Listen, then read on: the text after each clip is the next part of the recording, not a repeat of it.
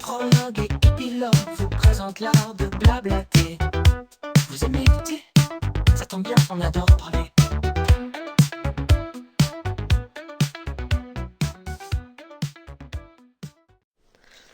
Bonjour et bienvenue dans Prologue et Épilogue.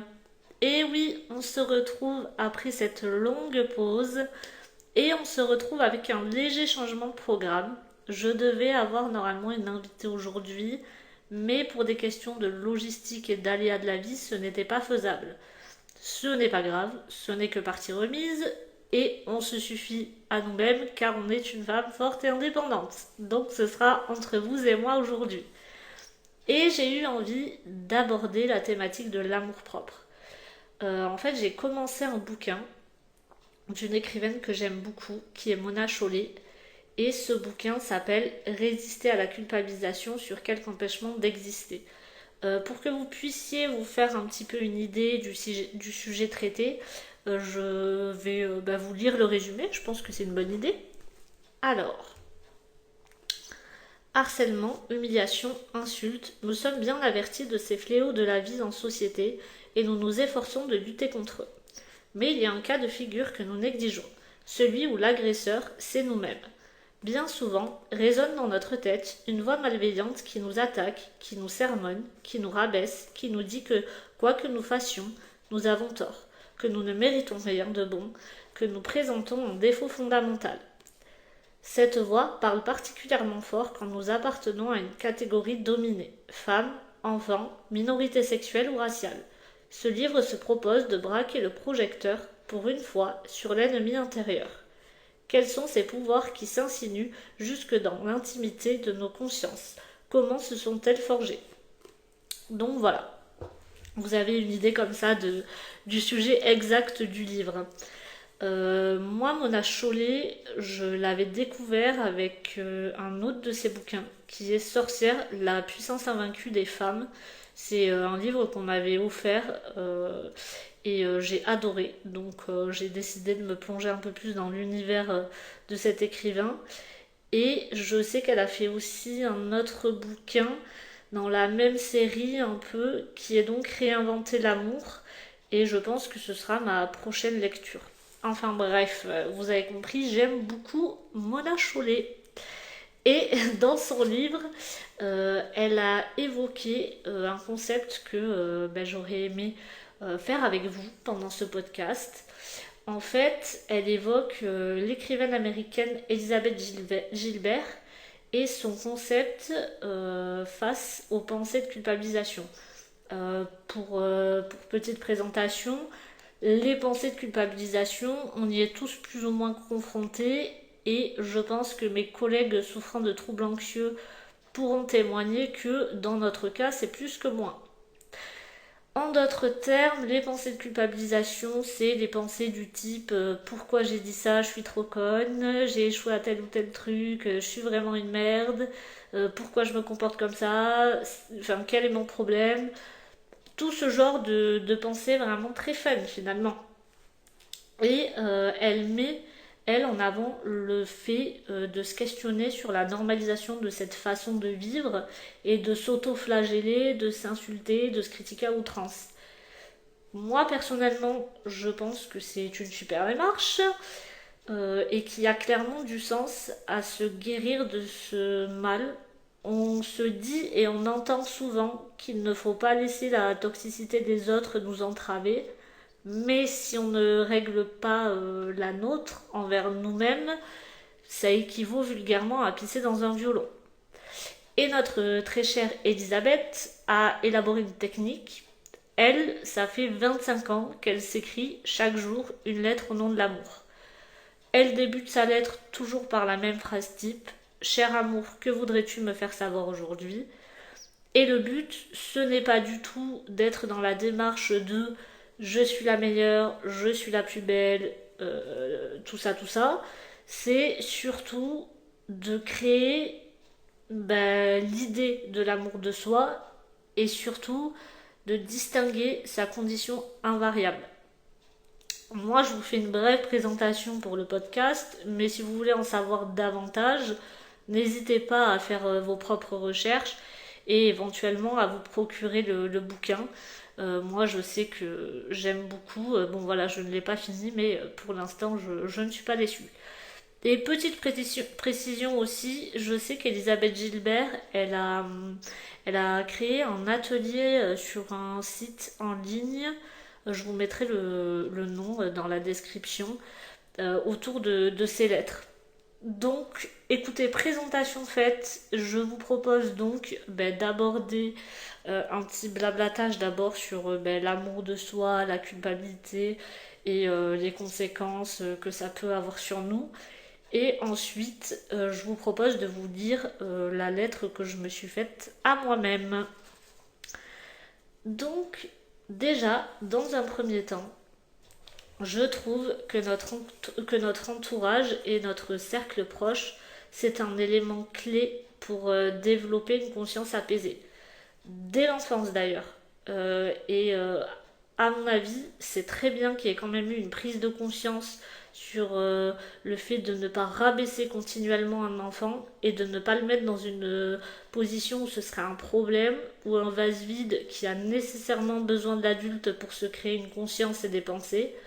Alors loin de moi l'idée de dire qu'on n'a pas besoin de parents, mais je trouve que l'évolution dans la parentalité, ça a quand même été important pour saisir qu'un enfant a des droits, des pensées et qu'il existe au-delà de l'adulte et qu'il y a une manière de lui parler et d'interagir avec lui pour qu'il puisse se sentir respecté et aimé. Alors il n'y a pas besoin de réprimande constante et qu'il y a quand même le concept de devoir lui parler avec un langage approprié et respectueux comme on le ferait à un être humain.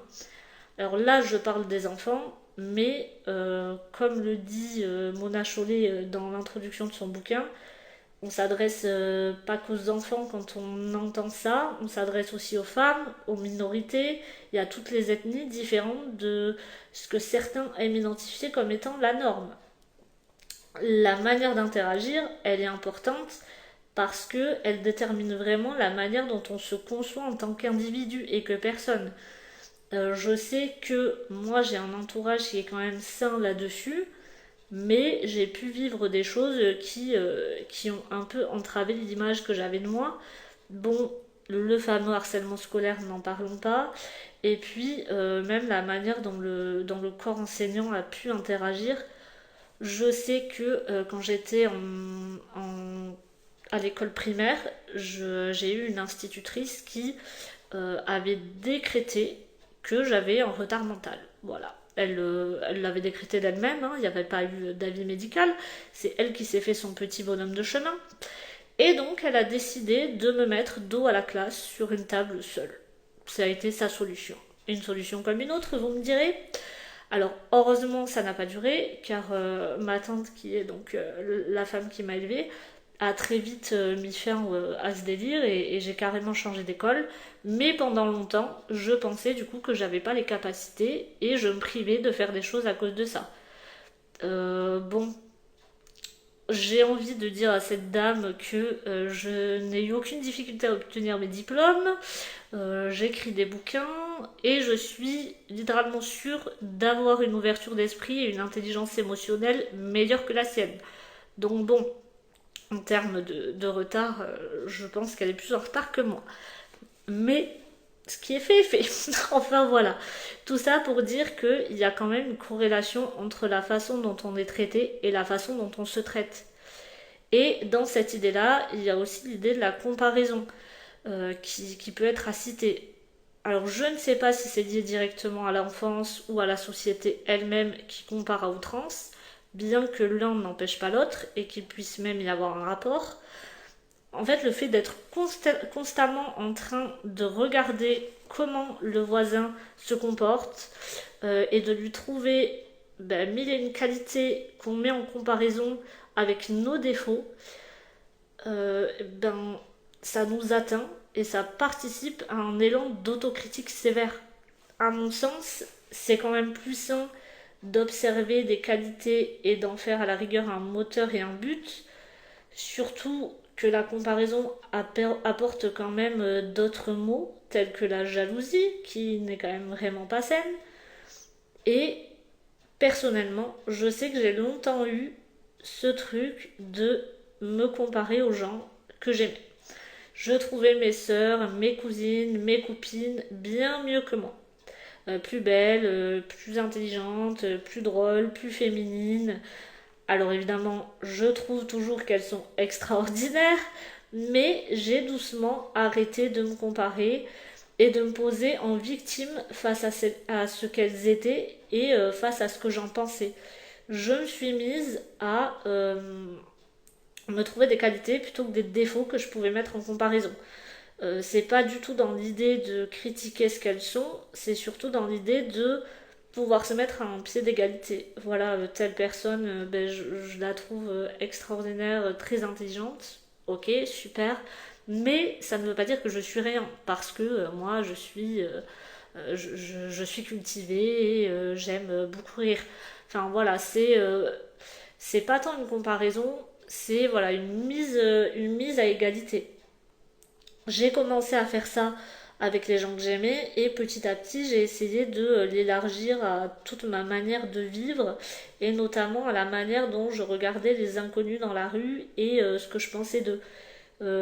J'ai essayé au maximum de ne pas avoir un œil envieux ou un esprit critique en me mettant dans une dimension où les autres sont et moi je suis et il n'y a pas de comparaison à faire.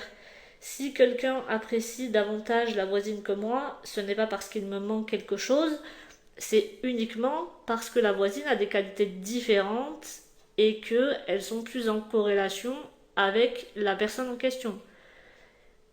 Et cette comparaison, elle a un lien sur la dimension de ma condition de femme. Parce que, en tant que femme, on est continuellement comparées les unes aux autres.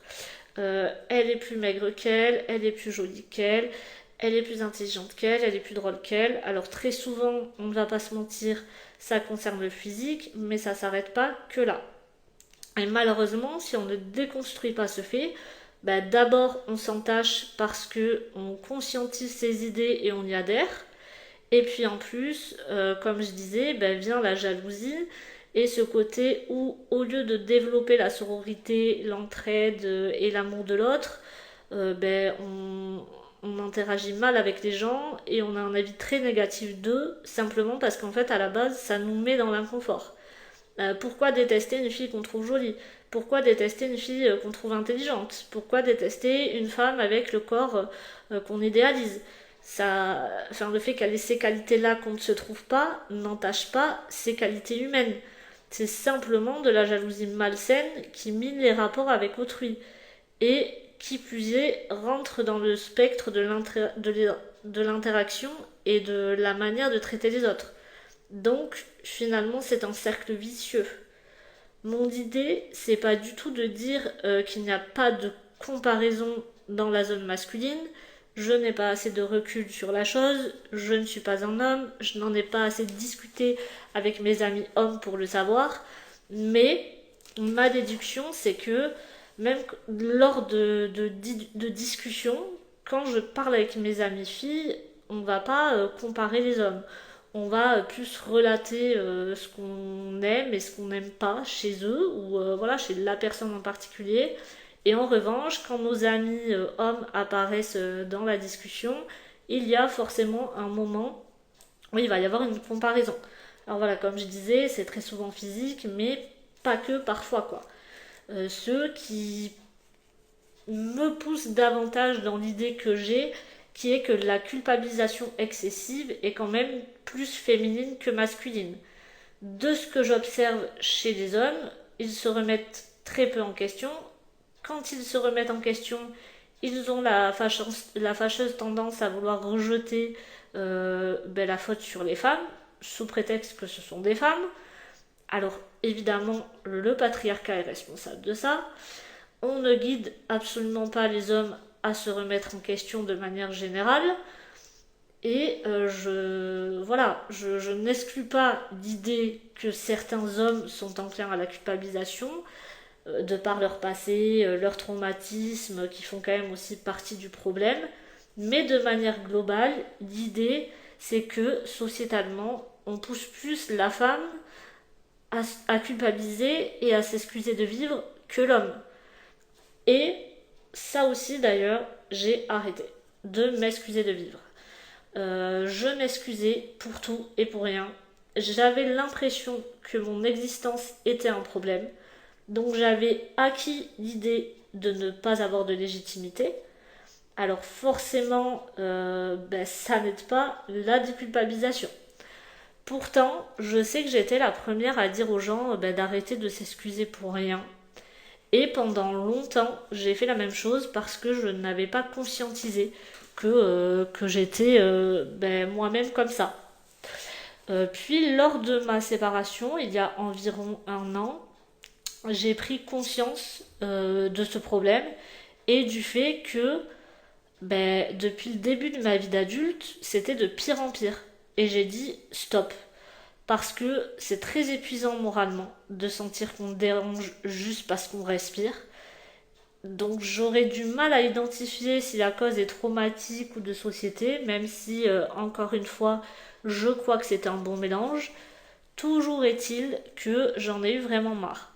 Je m'excusais tout le temps. Je pouvais m'excuser après qu'on m'ait bousculé. Et pourtant, j'ai pas caractère à me laisser dicter ma conduite, mais je pense aussi que justement, à force qu'on me reproche cet aplomb peu féminin, je me suis mise à m'écraser. Évidemment, la force d'une femme dérangera toujours. Moi, je suis caractérielle, ce n'est pas inédit ou unique, je suis juste humaine. Je me suis mise donc à détester l'idée de devoir tout simplement la fermer parce que je suis une femme. Et il n'y a pas de lien entre ma féminité et mon fort caractère. J'assume de plus en plus ma féminité et mon caractère et je m'excuse de plus en plus lorsque c'est nécessaire. Évidemment, il faut continuer à se remettre en question et à présenter des excuses si on blesse ou qu'on dépasse les limites. Mais s'excuser parce qu'on se parce qu'on se mouvoie ou parce qu'on respire, ça n'est pas normal et ça alimente l'idée intérieure qu'on n'a pas d'importance. Alors ne pensez pas que le sujet est acquis pour moi. Bien sûr, j'ai encore des pics de culpabilisation inutiles. Ceci dit, je me découvre un peu plus à chaque acquisition et à chaque pas franchi. Et je m'aime beaucoup plus qu'au début de ma vie adulte ou qu'à mes 18 ans. Que ce soit physiquement et moralement. J'ai fait un travail sur d'autres choses, bien entendu, mais l'amour-propre a participé. Alors bien sûr, c'est pas un miracle, c'est pas la solution à tous les problèmes, mais quand même, en m'aimant davantage, j'ai l'impression de devenir meilleure et pour moi et pour les autres. Parce que, évidemment, que la toxicité intérieure déborde à l'extérieur. Penser le contraire, c'est vivre dans un mensonge volontaire. Ça n'empêche pas mon introspection, mais ça empêche en revanche de tolérer des comportements bancals et de les subir et de faire subir aux autres les méandres de mes démons. Je me sens plus digne, je lève la tête quand je marche dans la rue. Ça, je sais que ça peut paraître anodin, mais je pense que certains comprendront pourquoi je le verbalise. Et j'ai aussi de plus en plus conscience de ma valeur. Je me sens légitime de vivre et je n'ai plus constamment cet épais goût de jugement en bouche. Je me sens moins persécutée et moins mal dans ma peau. Évidemment, encore une fois, je ne suis pas parfaite. Certains de mes défauts me dérangent. Mon passé et mes traumas sont toujours là. Mais m'aider davantage m'aide à les guérir et à vivre plus sereinement avec. J'ai un grand sentiment d'essor de cette chose depuis que je suis célibataire. Alors rien à voir avec mon ex qui malgré ses défauts était quelqu'un de très bien, que j'adore d'ailleurs toujours et qui fait partie de mon cercle proche et de mes meilleurs amis. Mais je pense qu'il m'a apporté ce qu'il pouvait m'apporter et que la dose d'amour-propre dont j'avais vraiment besoin pour être boostée et me sentir bien, elle ne devait venir que de moi. Et elle ne devait pas être la source de la validation d'autrui et, à mon humble avis, surtout pas la source de la validation d'un homme. Et finalement, aimer ce qu'on est et ce qu'on devient, c'est essentiel pour s'autoriser à vivre et à aimer les autres, en ne les abîmant pas, tout simplement en les aimant correctement. Euh, le souci avec notre société, c'est qu'elle dénigre clairement ce fait-là d'amour-propre et aussi de santé mentale. Enfin, disons que c'est quand même assez contradictoire parce que on est sur un monde à deux temps. D'un côté, on en parle beaucoup plus, on est beaucoup plus sensibilisé et informé sur le fait, donc enclin à régler la situation, en tout cas davantage que nos parents et nos grands-parents.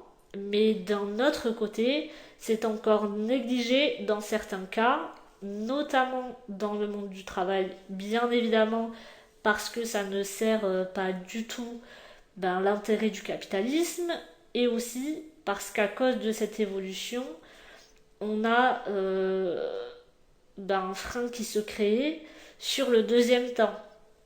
Parce que d'un côté, on a ceux qui n'ont pas encore pris conscience de l'importance de la déculpabilisation et de l'amour-propre, et donc qui jugent et qui sont dans l'incompréhension de se prioriser.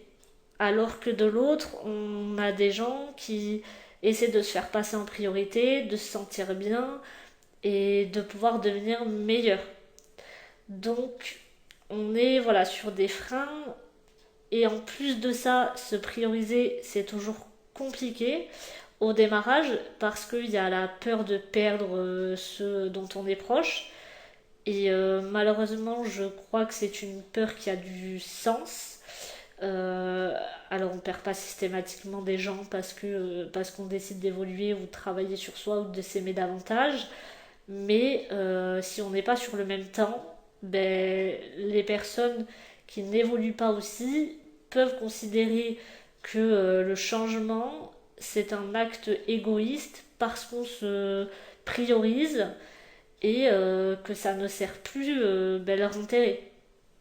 Et c'est là que la mesure du travail fourni prend son sens et qu'il ne faut pas lâcher et qu'il faut plutôt laisser s'éloigner les relations bloquantes. Alors je n'aime pas perso l'idée que ce sont des mauvaises personnes et que c'est pour ça qu'il faut s'en débarrasser. Pour la plupart, en dehors évidemment des relations fondamentalement toxiques, si la personne vous a apporté de l'amour, de la valorisation, du confort durant un temps, c'est surtout dans ces cas-là que si la personne n'est pas déconstruite, ça devient toxique par fondement. Alors, j'ai clairement pu l'être dans certaines relations, on l'a été avec moi, il n'y a pas d'excuses, il n'y a que des remises en question. Et je pense que c'est pour ça que c'est important de conscientiser que en se faisant du mal, on fait aussi du mal aux gens. Bien entendu que quand on a des travers, c'est en partie à cause du passé et des traumatismes, mais il faut être dans la capacité de se dire que on peut blesser les autres. Il ne faut pas se mystifier, il ne faut pas être dans le déni ou se trouver des excuses. En revanche, la flagellation, elle ne sert pas à grand chose non plus. C'est le changement et l'ouverture d'esprit qu'il faut acquérir pour que les blessures et le passé puissent prendre un sens. Et en plus, il y a aussi quand même un monde où vos proches sont prêts aussi à cette évolution et où ils comprennent tout à fait votre envie de respect qui est liée clairement à votre envie d'autorespect. Se laisser maltraiter, ça entrave la déculpabilisation. Se laisser maltraiter, ça entrave l'amour-propre. Moi, je sais que mon cercle actuel, c'est voilà, un havre de paix. J'ai toute la place pour m'aimer autant que pour les aimer. Et j'ai conscience d'avoir de la chance dans cette situation-là. Ça n'a pas été tout. Enfin, ça n'est pas le cas depuis toujours. Évidemment, j'ai dû me libérer de certaines personnes et de certaines relations pour aller mieux. Tout comme je pense que certains ont dû se libérer de moi aussi à un moment où j'avais peut-être moins évolué qu'eux. En tout cas, ce dont je suis certaine, c'est que, comme je vous le disais, acquérir davantage d'amour-propre, ça m'a permis de mieux traiter les gens. D'accepter en fait sans victimisation ou remise en question de, de toute mon identité que je peux faire des erreurs sans pour autant être une mauvaise personne ou merdique et que j'ai les ressources suffisantes pour évoluer et pour ne pas reproduire mes fautes. Et je crois qu'il faut justement s'autoriser l'imperfection pour se rapprocher au mieux d'un idéal humain, pour soi et pour nos proches, sans pour autant s'autoriser à être déviant. En tout cas, voilà, ce qui est important, c'est que il faut acquérir l'idée que pour s'aimer, il faut quand même arrêter de culpabiliser pour tout et pour rien.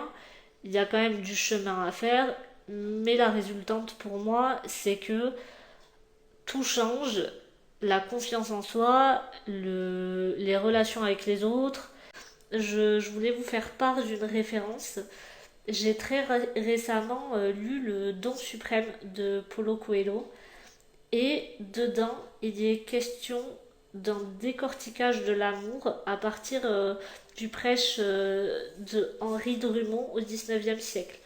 Le livre, il relate la façon dont l'amour peut braver le temps et être source de bonheur sans pour autant parler du sens romantique de la chose. J'ai trouvé très intéressante cette idée d'amour invariable et bienfaiteur et je l'imbrique directement dans le concept d'amour propre. Moi, je trouvais à une époque de ma vie que c'était très gnangnan de dire que il faut d'abord s'aimer avant d'aimer les autres. Aujourd'hui, j'ai complètement retourné ma veste. En fait, pour moi, un amour invariable de soi permet d'aimer correctement. En réalité, sans amour propre, rien ne vous empêche d'aimer les autres. Mais par contre, ça vous empêche foncièrement de les aimer bien. Se diriger de l'amour à soi, c'est pour moi un moyen légitime d'aimer les autres dans ce qu'ils sont, même si je n'accepte pas forcément que tout ce qu'ils font puisse m'atteindre. Moins me juger m'aide à moins juger les autres. Plus me comprendre m'aide à mieux comprendre les autres.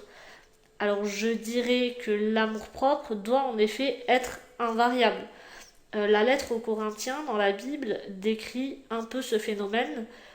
Croyant ou non, il y a du sens à dire que le véritable amour est un amour de patience, un amour de service, un amour sans jalousie.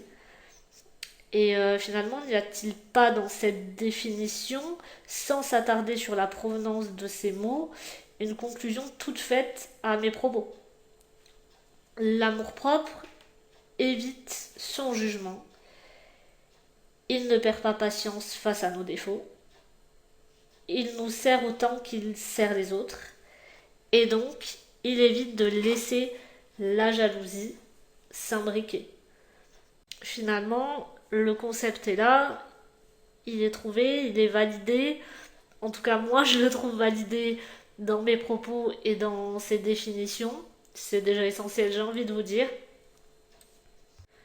Je ne dis pas que j'ai nécessairement raison, c'est mon point de vue, uniquement le mien, ce sont mes observations, ce sont mes analyses, mon point de vue un peu philosophique sur la chose. Si ça vous touche, j'en suis très heureuse. Si vous n'êtes pas d'accord, ça vous aura permis d'écouter un point de vue un peu différent du vôtre. En tout cas, quoi qu'il arrive, je vous remercie de votre écoute. Je vous remercie aussi de votre soutien.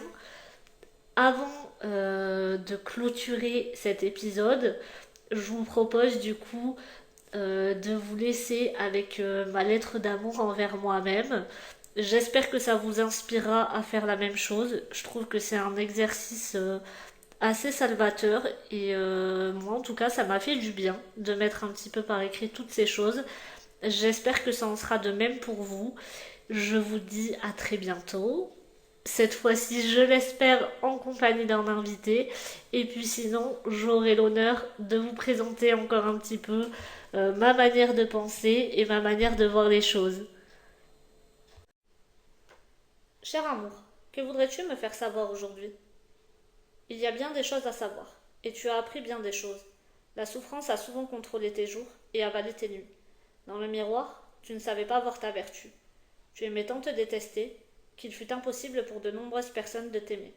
Tu n'étais pas assez, tu étais bien trop. Pourtant, j'étais là. Las que ma voix n'ait su trouver grâce auprès de toi. Néanmoins, je n'ai jamais cessé de croire. Ma conviction était forte.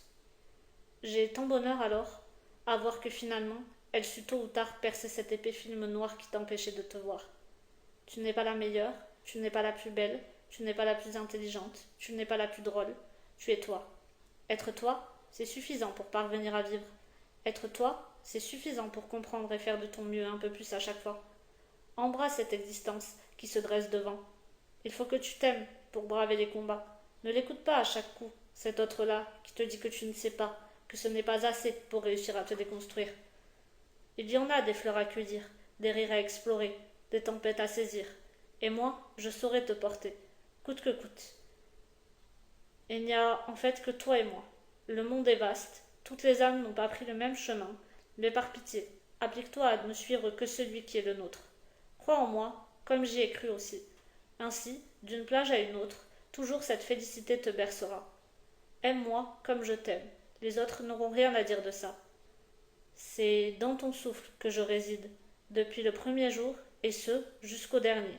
Et si tu as peur, regarde vers moi, parce que j'ai les réponses pour nous.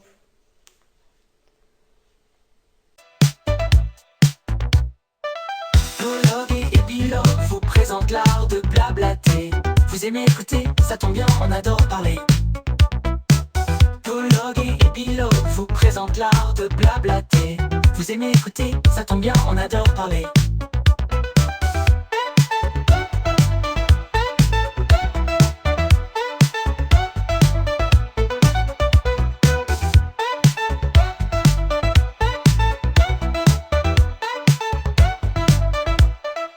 Vous aimez écouter, ça tombe bien, on adore parler.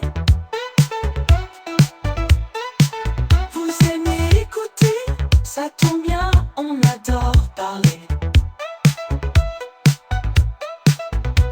Prologue et épilogue vous présentent l'art de blablater. Vous aimez écouter, ça tombe bien, on adore parler.